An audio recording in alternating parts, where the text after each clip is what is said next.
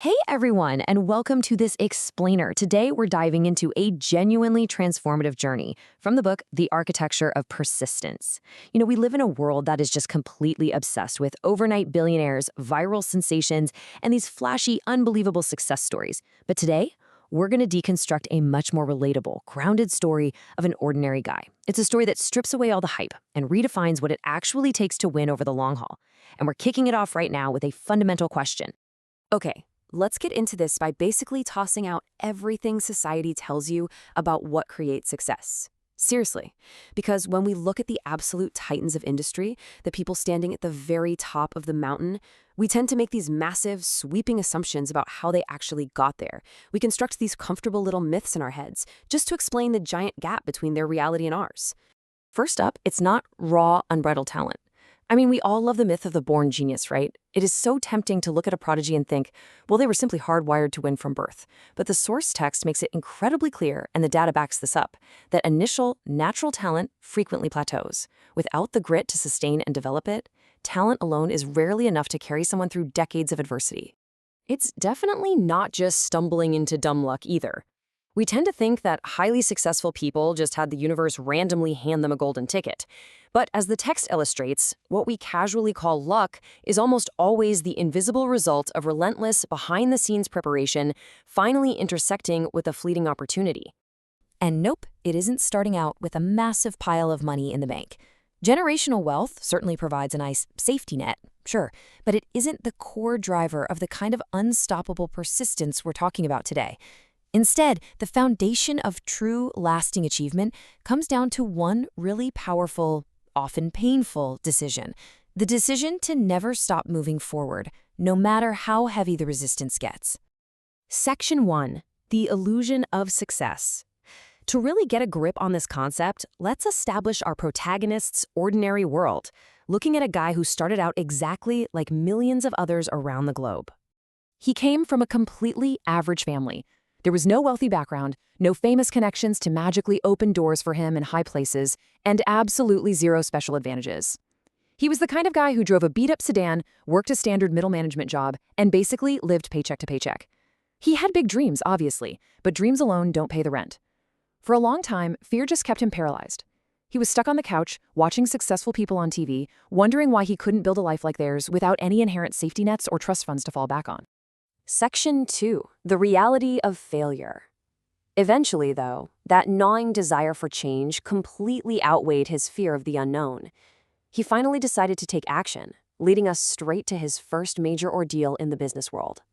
But look, taking action does not guarantee some magical fairy tale ending. Far from it. He poured his entire life savings, nearly $40,000, into starting a local logistics and courier business. And it completely tanked. Within 18 months, he had lost every single penny and had to shut the doors. This left him entirely vulnerable to the mockery of his peers. The people around him, people he genuinely thought were his friends, actually laughed at his ambition. They told him to just swallow his pride, get a quote-unquote normal job, and forget his silly dreams of being an entrepreneur. Now, instead of just quitting right then and there, which, let's be honest, most people would do, he paused in the wreckage of his business and asked himself this single transformative question: what can this failure teach me? That is a profound pivot. Think about how incredibly hard that is to do when you are practically bankrupt and deeply embarrassed. Instead of letting a total, devastating failure become a permanent stop sign, he consciously turned his absolute worst defeat into his greatest classroom. Section 3. The Power of Learning. This crucial realization sparked a massive internal shift, moving him away from dwelling on his external failure and into an era of really profound internal growth. He was standing at a very real crossroads here. He could have easily taken the path of least resistance, right? Complaining about his bad luck, blaming a turbulent economy, pointing fingers at unreliable clients. That is what most people do. Instead, he actively chose a radically different mindset. He decided to take extreme ownership of his shortcomings and heavily invest in his own education. He realized his previous business failed because, well, he didn't actually know how to run a business. He only knew how to do the labor. So he started absolutely devouring books and actively listening to interviews with successful entrepreneurs. He built a formidable new toolkit of skills, focusing deeply on 4 distinct pillars. He studied marketing, so he could understand how to actually capture attention and acquire customers. He studied leadership, learning how to inspire and manage a team effectively instead of just, bossing people around. He dug into sales, figuring out how to articulate value and close deals without feeling totally sleazy. And he refined his communication, making sure he could pitch his vision clearly to anyone. By dedicating himself to this deliberate practice, he got a little bit better, just 1% better, every single day. He proved that small, unsexy, consistent improvements create an unstoppable compound interest of knowledge over time. Section 4. The turning point. When a second opportunity finally popped up on his horizon, his mindset had completely changed. And this time, he was armed and prepared for it. Looking at his whole trajectory here, you see a truly fascinating multi-year journey. From an entirely average beginning in year 1, he plunged straight into the abyss of failure in year 2. But instead of just staying down, he spent year 3 completely immersed in relentless self-education. This deliberate preparation allowed him to launch his second business in year 4, ultimately culminating in immense success by year 7. It really shows us that success is rarely an overnight phenomenon. It's a sturdy structure built over years of intentional, difficult choices. I do want to emphasize something, though. Starting this second venture wasn't magically easy just because he'd read a few books. Not at all. He faced incredibly long nights, often grinding out 18-hour days. He had to make agonizing decisions, like literally choosing between paying his own rent or paying for critical software to keep the new business running. The financial pressure was suffocating. But, and this is the key, his new perspective ensured he didn't quit in those dark moments before the massive growth started. He stayed the course, the strategies he studied actually began to work, customers started rolling in, and the business scaled faster than he ever imagined. Section 5. 5 Lessons for Success. Eventually, all this relentless persistence paid off, transforming his lifestyle entirely and turning his former doubters, the exact same people who used to laugh at his empty bank account, into people practically begging him for advice over expensive dinners. The absolute biggest change, however, happened entirely inside his own mind. Just think about how society defines success for a second. We usually think it means achieving perfection and just avoiding failure altogether.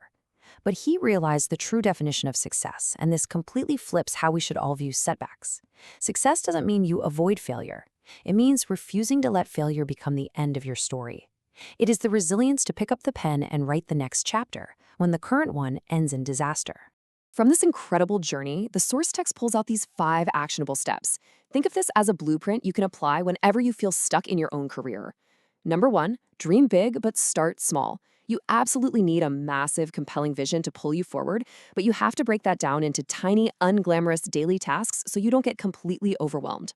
Number 2, learn something every single day. If you aren't actively updating your mental software, the market is going to pass you by.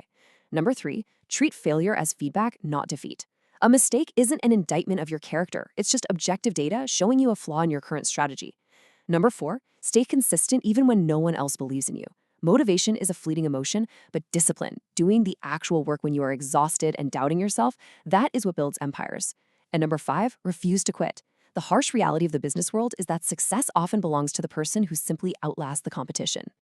Honestly, take some real comfort in knowing this simple truth. Every single successful entrepreneur was once a totally clueless beginner. Every millionaire you look up to experienced a devastating failure at some point, and every massive, industry-disrupting company started with one small, highly uncertain step taken by someone who was probably terrified. Your future isn't predetermined by your background, your lack of connections, or your past mistakes. Your future is actively being built by the tiny, seemingly insignificant choices you are making right now, today. So as we wrap up this explainer, I want to leave you with a final provocative thought to carry forward into your own journey. Knowing that persistence is the ultimate architecture of lasting success, what decision will you make today?